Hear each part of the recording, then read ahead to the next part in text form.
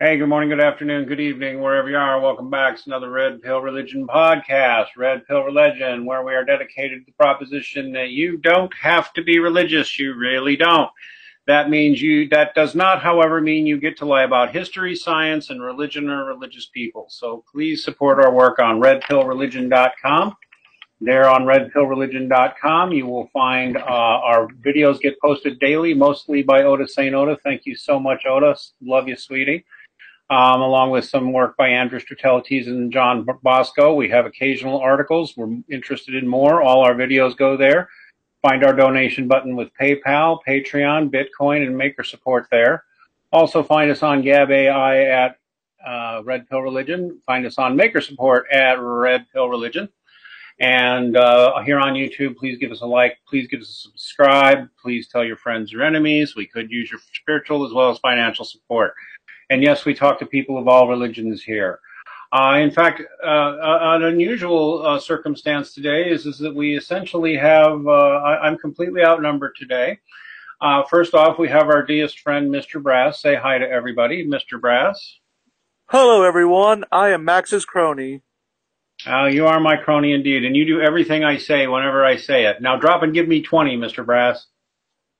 No, all right, kidding. You want to chat? No, I'm just kidding. Also, our sort of spiritual, deistic, comes from a lot of different religious backgrounds and philosophical ideas. Robert, say hi to everybody, Robert. Hello, everyone. And also our friend White Engine, who has his own channel. Feel free to look for that and subscribe. He does consider himself more or less a Christian, but more of a secular theist, not held to any particular denomination, right? Right. Hey, everybody. Okay, and of course, I'm the dirty Catholic in the room, so that's me. All right, everybody. So we're going to be talking today about my very least favorite subject in all of religion.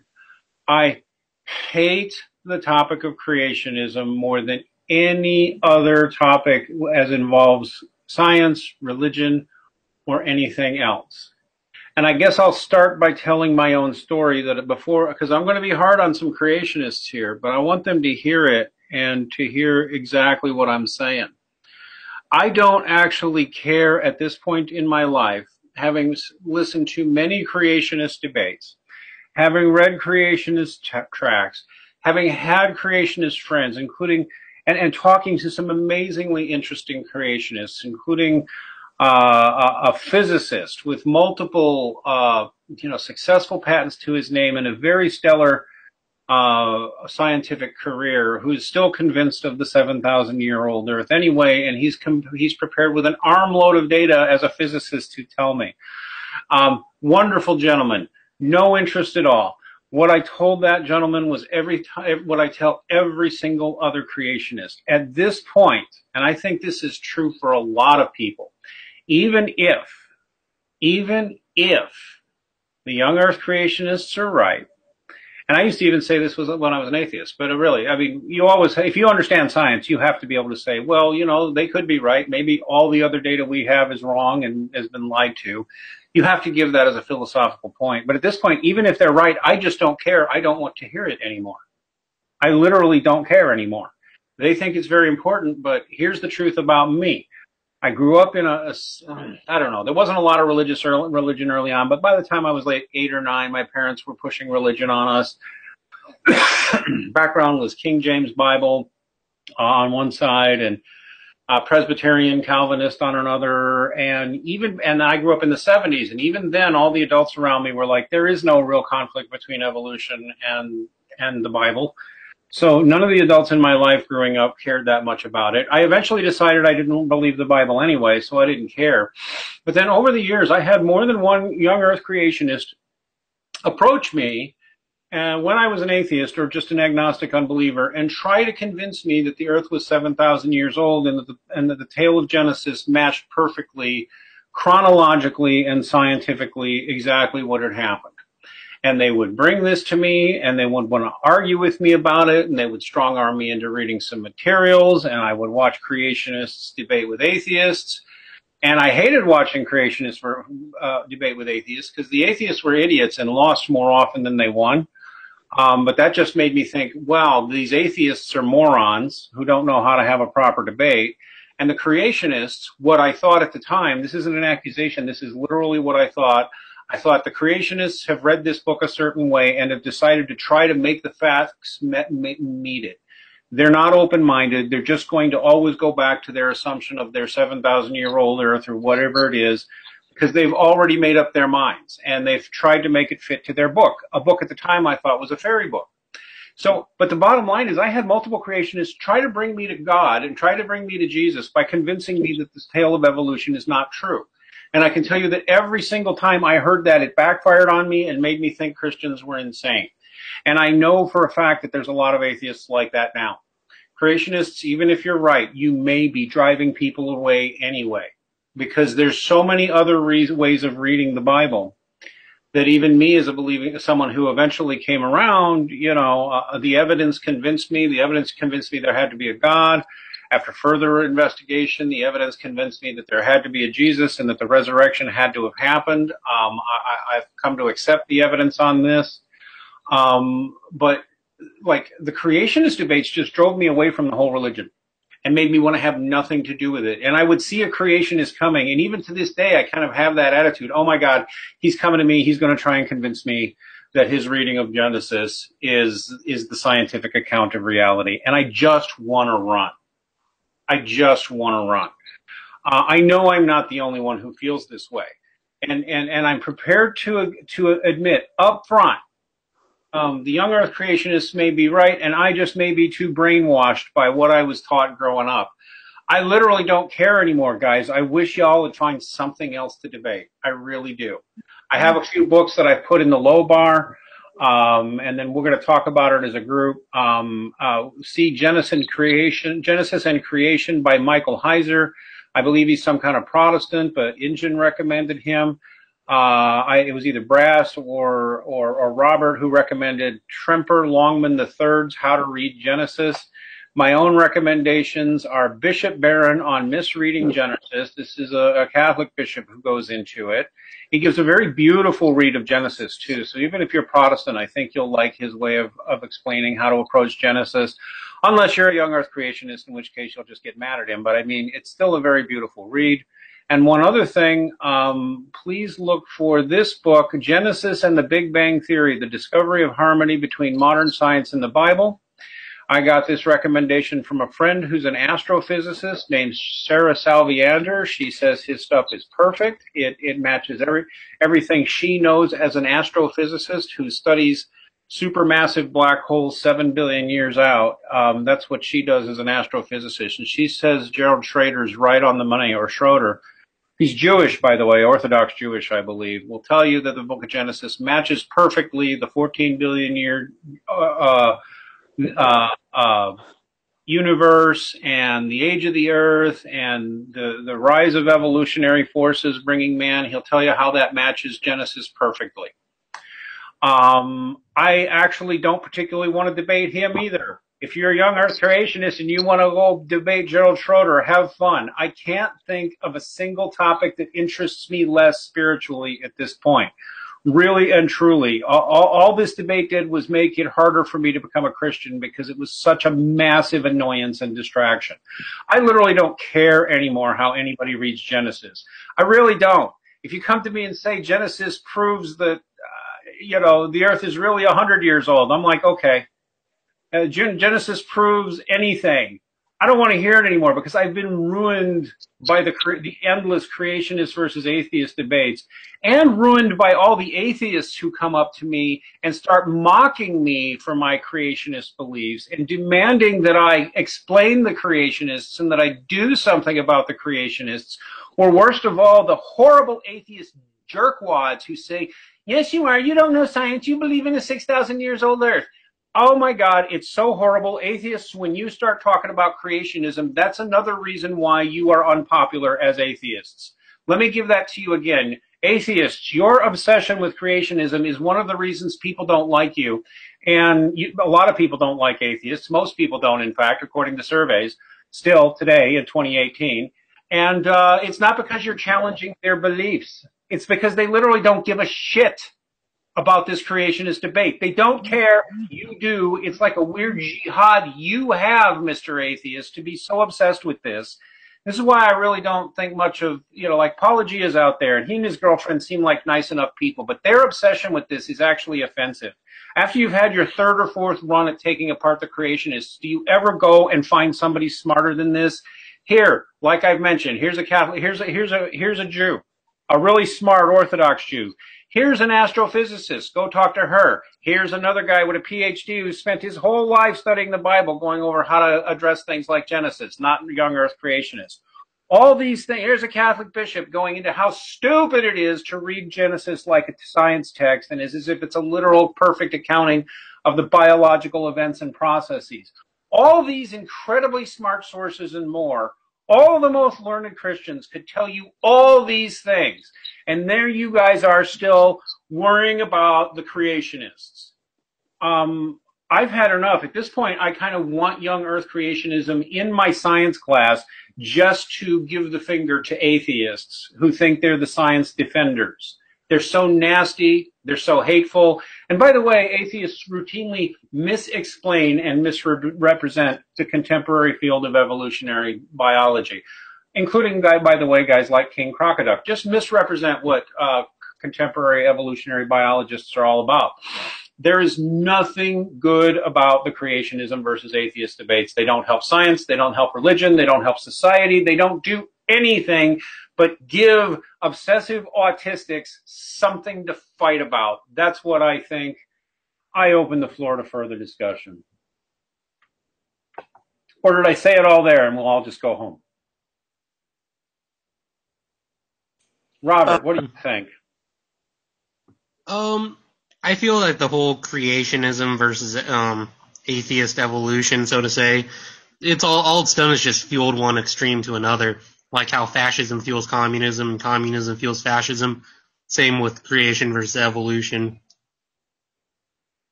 Does that make sense? Yeah, no, it makes a lot of sense. In fact, I think it's a lot of that is happening simply because organized movement atheism literally prefers these creationist versus evolutionist debates, because it actually winds up putting the atheist on an equal field, like he's at least as smart as the religious person. And the problem is, mind you, there's some wicked smart creationists, but the atheists usually have very little to offer, actually. They usually have very little to offer. Someone I saw who did a better job, I've mentioned her before, Lynn Margulis, she's brilliant. She was an atheist, actually, and she debated creationists, too, but she was way more interesting because she actually knows evolutionary biology way better than guys like Richard Dawkins do. So she was interesting to watch. But, really, most of the time, these are just dumb arguments. They're dumb. Especially when it's coming out of someone like Ken Ham or Kent Hovind. They're just dumb. Have you noticed? Injun, what do you think? Yeah. Go ahead, Robert. Ken Hovind has done more for the atheism movement than than Richard Dawkins, in my opinion, or Sam Harris, or Chris Hitchens. I'm convinced some of these guys actually are atheist plants. I don't know if Ken Hovind is in particular or Ken Ham is, but I'm pretty sure some people arguing for creationists are actually atheists who are out there trying to, start this stupid fight because they know how dumb it seems to most people. They like the anti-theists like to kick around the retard and boast that they beat up the whole classroom, basically. Yeah, and I'm not saying every young earth creationist is stupid. Like I said, a few were really smart, but a lot of them are really dumb. And they bring dumb arguments. And they seem willing to accept this proposition that if you can disprove young earth creationism, you've disproved the Bible. And that's just ridiculous. That's just ridiculous on about 50 levels at once. Not least of which is the fact is the evidence we have is that the people who wrote and interpreted this Bible for years, yes, some of them thought it was literal years, but there was always someone who thought that. But no, but your Bible says the world is 6,000 years old. There have been variant readings of Genesis since before Christ, which don't take a literal view of these things. Some of them are very spiritual and insightful, and they don't take a literal view. Go ahead. They get that because of the genealogies between Adam and Noah, but I got a little secret for you. Okay. That a lot of people don't know about this, but the number of years they supposedly lived were stylistic numbers, like that of the Sumerian kings list before the flood. Those kings, yeah. But have you noticed that the 15 of the 20 individuals from Adam to Noah were ended in multiples of 5, with the rest of them being 2 and 7? No, I never noticed that. So you're saying they're evenly spaced out and ending in No, 5? they were stylistic numbers basically, but like Enoch, for instance, the number of years he supposedly lived was the amount of years in a solar year, and it had to do, and his Sumerian counterpart was associated with the sun. I have read accounts that suggested those genealogies actually represent peoples and tribes. I'm sure somebody else heard that and say no. I don't want to argue about it. Go ahead.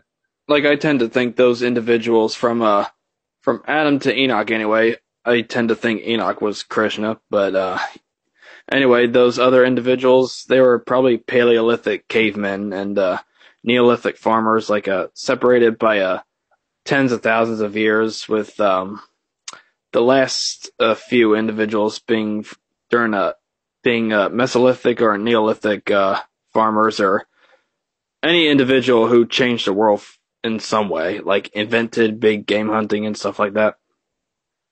I tell you what, D.H. Planck makes a great point. He says, thing is, the creationists led the charge they did because the idea that atheism kind of had an agenda. And you're right. And actually, if you go into it, you'll find the history even of the Scopes monkey trial, that we all saw that movie, Inherit the Wind, that the whole thing was more or less of a propaganda project by early cultural Marxists.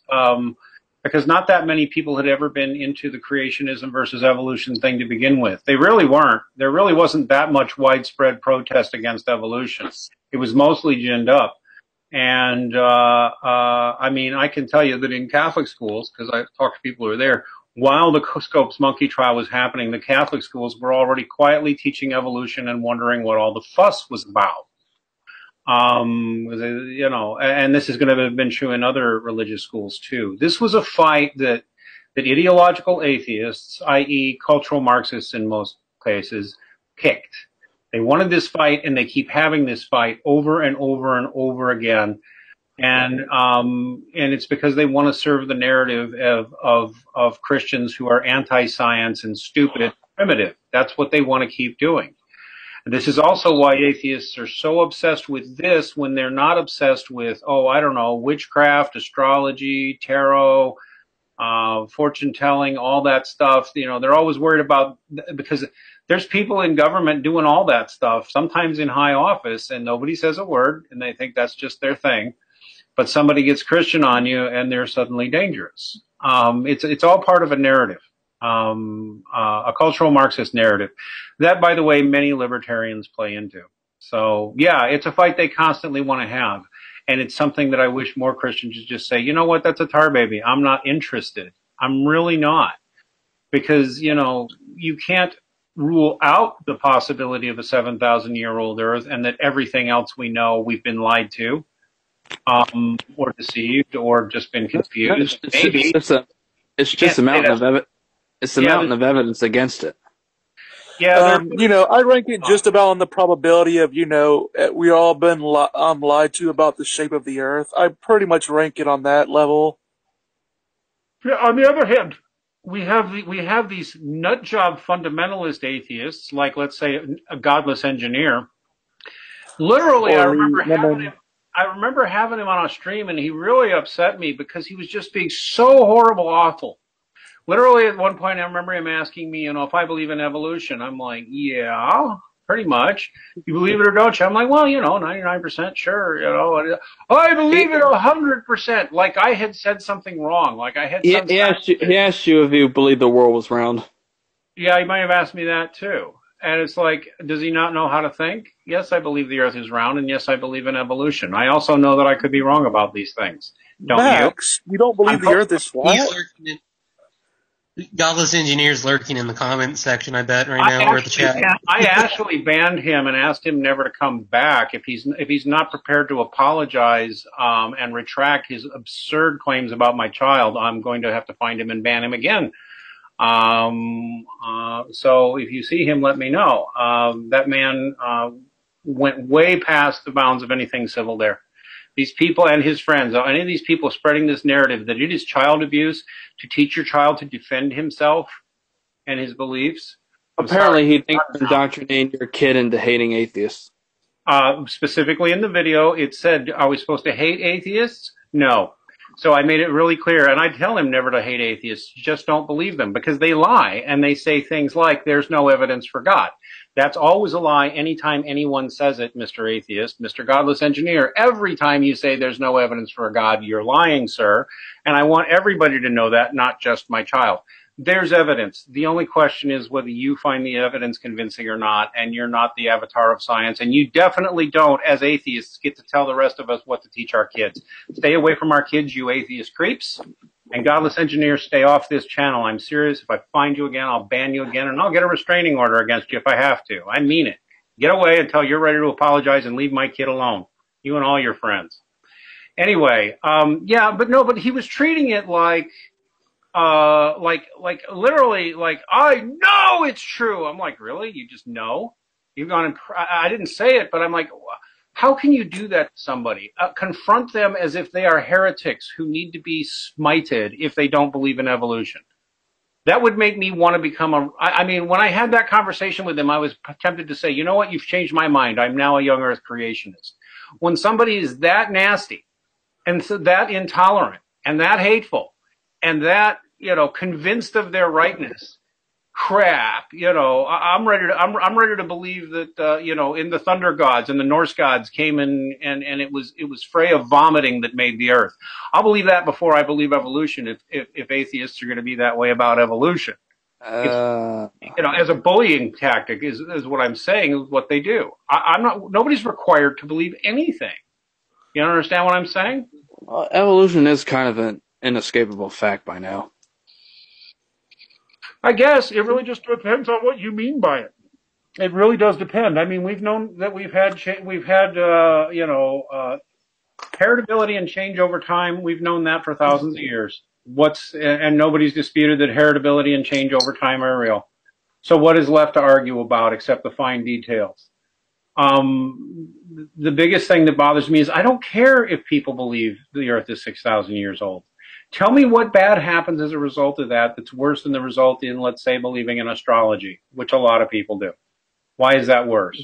Because science education will be stopped? I don't think so. I'm sorry. I've met too many scientists who are young Earth creationists. They're not stupid and they can still do science. In fact, I'd like some kind of proof that the anti-creationist jihad, because a holy war is what it is. The anti-creationist jihad of the atheists. I want any evidence whatsoever in the last 30 years that it's done anything to improve science education whatsoever. They had a field day with that ark. Oh, whatever, man. I don't care about the freaking ark. What are they about now? No, this Creation Museum had that ark. Oh. Hey, you know what? We have lots of evidence that there was a great flood in history. We have lots of evidence of that. Well, yeah, but not the global flood, but it was local flood. Like, there are two possible floods which the Bible and other cultures were talking about. Like, it was either the Black Sea region, like 7,000 years ago or something, and then there was another. And then there was another one that flooded not only the Persian Gulf, but parts of India and East Africa caused by a meteor, like 2800 BC. Yeah, and something like Noah's Ark may have literally existed. It's getting the spiritual message that's important here. There's no reason to even believe that the people then were being that literal. Yeah, but how come there's still penguins and kangaroos and stuff? How did they get on the ark? And how did they get all the way to the Arctic in Australia? Yeah, well, if you insist on reading it as literally as possible, then I guess you've got a problem with that question. since I don't read it that literally, I literally don't know what to make of these people. We know there was a flood. Polar bears, how did they get to the Middle East? Oh yeah, and did they get every kind of insect on the ark, and did they get every species of lizard, and every species of bird, and every species of land animal? How big was that ark? Blah blah blah. These autistic questions. I know if our friend Buckley, who's autistic, is listening, he'll laugh because he knows these are autistic questions. You're just focused totally in the wrong direction. Like, really? So he went through and he categorized, and I've got this many Indian elephants, and I've got this many African elephants, and I've got this many pygmy elephants, and I've got this many of this species of horse, and that species of horse, and that antelope, and that one, and all these bugs, and all these birds. What are you, insane? That's not what the tale is about. It's really not. I was wondering, like, how did Noah stop himself from squashing the 2 cockroaches that he had to inevitably bring on board? Oh yeah, there has to have been only 2 cockroaches. Plus, I guess if we trace the genetic legacy of every animal walking around, we must be able to pinpoint it to maybe roughly 2,000 years before Christ, because all their other ancestors were destroyed. That is not how you read the Bible, guys. Just stop it. It's so autistic and retarded. Stop it, please. It's just silly. I mean, the 7 days, they were meant to celebrate the inauguration of the temple. Well, for the Sabbath. Every one of those days has spiritual and supernatural meanings. I don't necessarily have it all, because again, we ought to ask somebody like Sarah Salviander to come in here. She says Genesis is her favorite book of the Bible, plus she's an astrophysicist. Maybe I should reach out to her and see if I can get her to come give her read, because honestly, I can think of no topic I like less. Atheism? Creationism. Creationists, can't you find something else to do? Can't you just say maybe we're the wrong ones and it's not that important? Well, I plan on getting into all that, how the Bible fits into history and all that in my upcoming series when I get more subscribers. Excellent. Yeah, and please note this, I was reading some more, I was looking at some of Ken Hoban's videos, and please note this, he's a freaking idiot. No. Even if you're a young Earth creationist, you should still be embarrassed by him. In fact, I know young Earth creationists that are still embarrassed by him. Like, I saw he's even stupid. He's even stupid compared to other young Earth creationists. I watched his debate with Aaron Ra. It's like watching 2 biased, pompous know-it-alls. Dude guy says atheists are inherently passive-aggressive. They make tons of claims attacking Christian beliefs while asserting they aren't asserting. They claim they aren't making claims.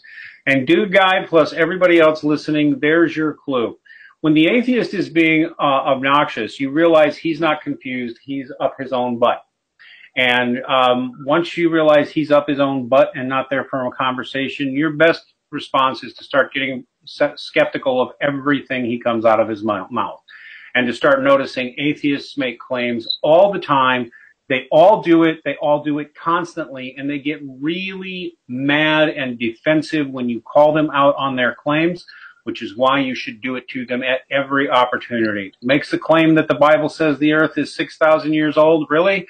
I got one by a physicist here who says the 14 billion year universe and the 4 billion year old match perfectly with Genesis. Why are you reading it like a retard when he's not? That's what I. Hugh Ross is good with that too.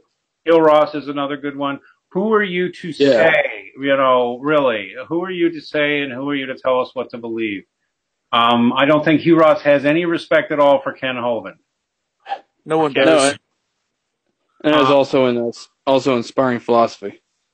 Sure, he's brilliant. Very smart. Who's John Lennox, the mathematician from Oxford? Quite brilliant. I don't know if he's wasn't he an evolution denier or something? I don't know if he accepts evolution fully, because he had trouble believing. Because I believe he had a problem accepting that Adam and Eve were not literal people. Who are you talking about? John Lennox? John Lennox. Yeah. It's possible he might.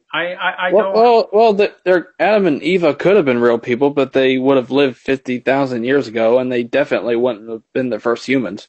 It really depends it really depends on the assumptions you make looking at these things. There was something remarkable that changed in humans, and they definitely weren't. And they definitely weren't white. We just got to dispel that myth. Well, yeah, the white thing is just ridiculous. We can go into, when did humans actually become modern man as we think? And I think there's something to the idea that, we wound up coming out of some animals in some way, but that winds up being another discussion entirely. I gotta say, honestly, somebody should be free to think these things. That there was that human beings were a special creation. There's evidence for that too. Or that something influenced our evolution external. There's evidence for that too. You can't just throw all that out.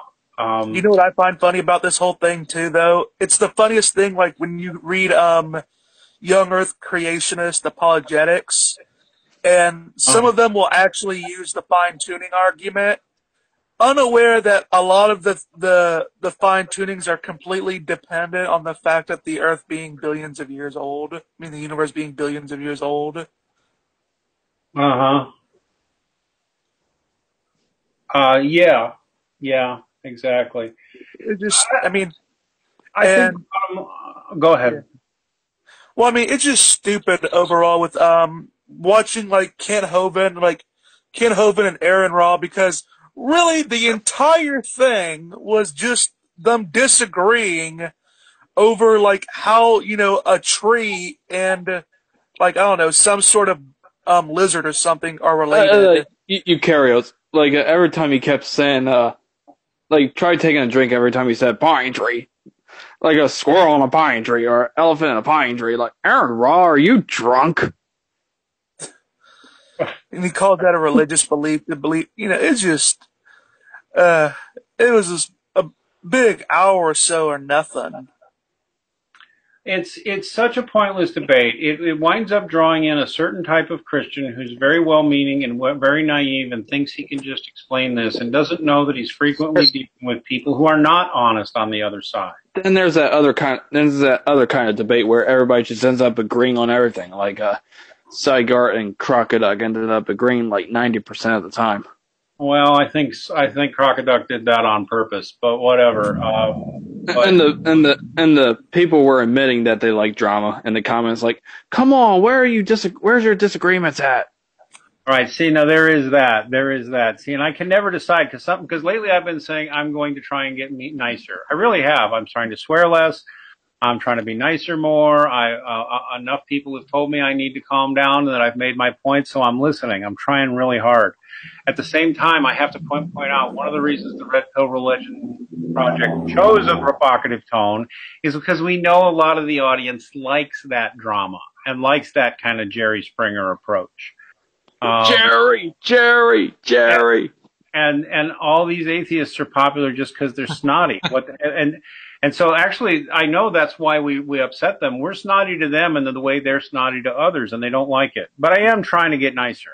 I really am. Man, it's been my sin. Maybe I need to stop and cool it down, or maybe that old nasty tone was necessary at one point and not needed now. But man, I don't know. When all I see is when I still get pelted on a regular basis with people wanting me to defend or explain creationism and talking like I have to be a young earth creationist to be a Christian or a proper Christian, and that I can't believe in evolution, I just get filled with anger. And I remember how people who talked like that kept me away from Christ, to be honest with you. And I don't feel I have to be bound to anybody's particular reading of Genesis. This whole thing is just a horrible distraction for what really matters. It really, really is. I mean, maybe if you grew up in a community where, you're a hardcore sola scriptura, King James Bible only, and it threatens you to think that somehow that might not be all a perfect literal representation of scientific events, but it doesn't challenge me, and it doesn't challenge most people as far as I'm concerned. If you know that God is in command of the laws of physics and probability, it really doesn't matter how he gets these things done. It just doesn't. I will go on record. I think Adam and Eve were probably real people. But you know what? It's another conversation because I just, again, I'm going to go back to, and why do I have to defend that? Why? But they weren't the first humans, and they lived 50,000 years or more ago. You can believe that if you want. I refuse to argue with you about it. I've read some stuff that would say you're wrong, and you know what? Don't care. Just can't make myself care enough. It's like the whole conversation has been ruined for me at this point by anybody. It's been ruined for me. And Genesis, by all accounts, is a very interesting book if you read it right, but it's been ruined for me every time. We get so much autistic retardery going about trying to prove this, that, or the other thing. And trying to disprove this or that or the other thing. Hey, wait. Hey, guys, I got iron-proof logic for the young Earth creationist. If the universe is billions of years old, then why are we only in 2018? Oh God! Who asked that? Yeah. That reminds me of that dumbass preacher, ex-preacher, who became an atheist because Jay wasn't spoken at the time. Yeah, I was gonna say that's a pretty bad argument because the calendar dates from Jesus' birth.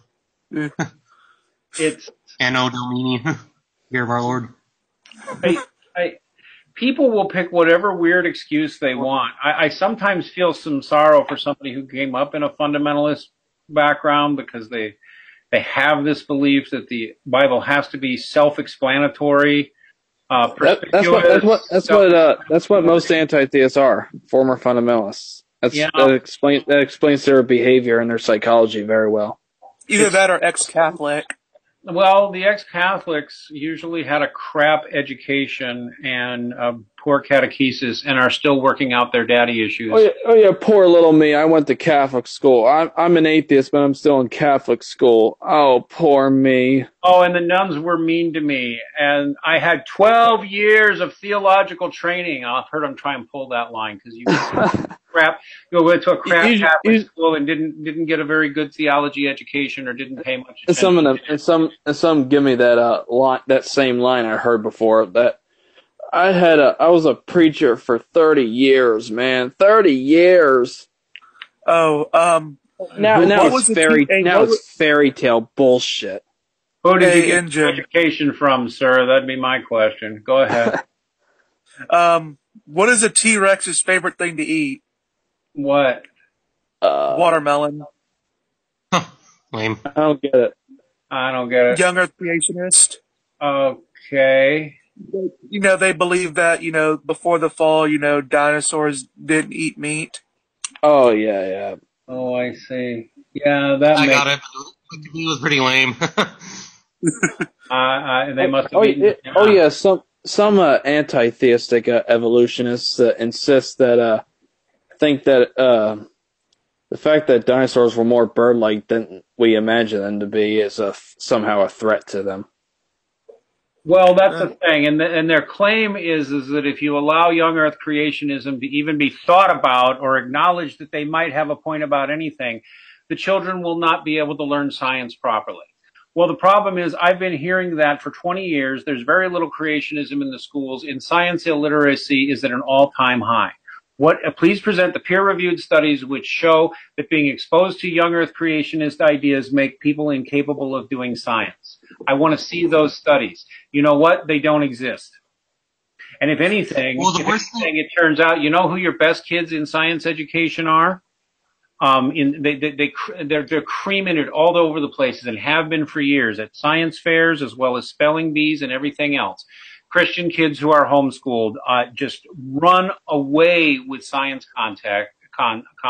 science fair prizes and do great when they go into the sciences, even if they came from a young Earth creationist background. There is literally no proof I can find anywhere that young Earth creationism is genuinely dangerous.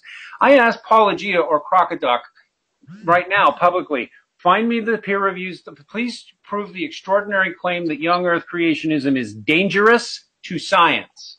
And please present the peer-reviewed studies which show that exposure to young Earth creationism in any way makes children unable to do science. I want to see what the proof for that claim is. I also Well, I want to know why these people aren't fighting other forms of weird spiritual beliefs every bit as fervently. It's not dangerous. It's just a terrible idea. That's that you know. I was gonna say, in many ways, it's worse that kids don't get exposed to science at all than even creationism. Because say what you want about the Creation Museum, it at least it's exposing them to dinosaurs and whatnot. The kids got to get exposed to ideas they don't agree with or that are dodgy. You get the right T-Rex. Yeah, you have to be able to expose. Yeah, you know that T-Rex was more bird-like than the flying dinosaurs. Really? I could believe it. Really? Well, he had those tiny arms. Like the T-Rex was kind of like a roadrunner from hell, and oh, really? the flying dinosaurs were more reptilian than most others. Oh, really? I can believe that. I can believe that. I mean, it's a good thing Colonel Sanders didn't live millions of years ago, or else the dinosaurs would have gone extinct much sooner. Yeah, no, I think what's actually happened is that ideologues, mostly cultural Marxist ideologues, have convinced us that science is a replacement for a religion.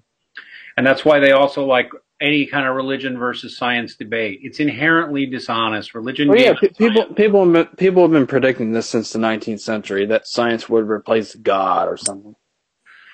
But it can't, because a sure understanding of God makes that impossible. God's what's running the laws of physics and probability, people, and we've thought it for thousands of years. This is not a new Christian innovative idea. God's running the laws of physics. God's running the laws of probability. God is math and logic. Deal with it. It's why Christians are so inherently good at science. Those don't just fall into a primitive reading of things. All right, have we said all we needed to say? Did anybody have anything else they wanted to get out?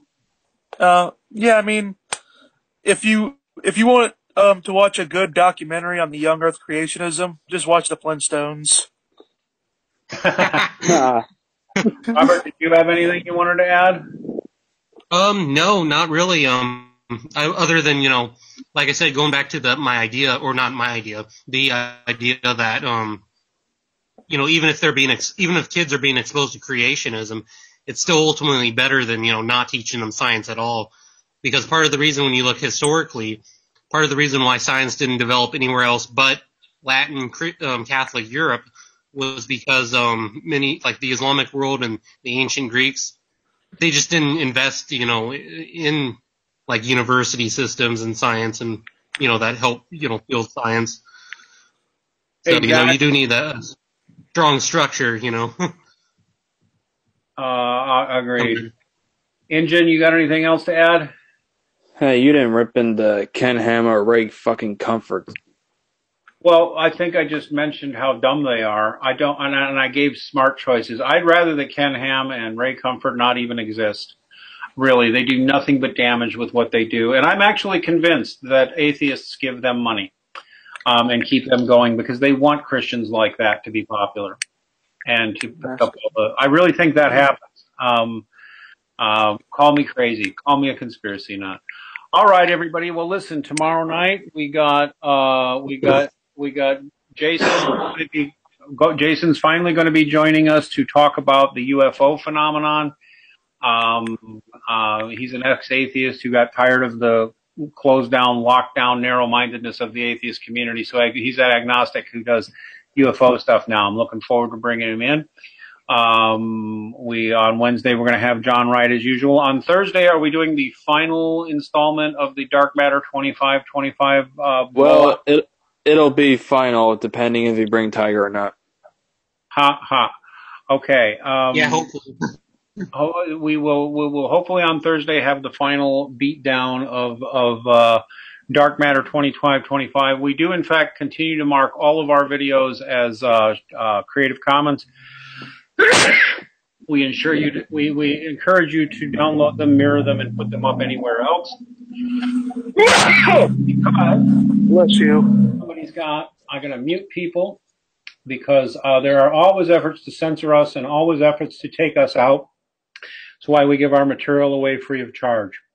By the way, if anybody wants to help me start a torrent feed for these things, I could use a volunteer to help that. I want to put all of our videos out that way so that people can always get them and they can't be censored off of YouTube, as has happened to others.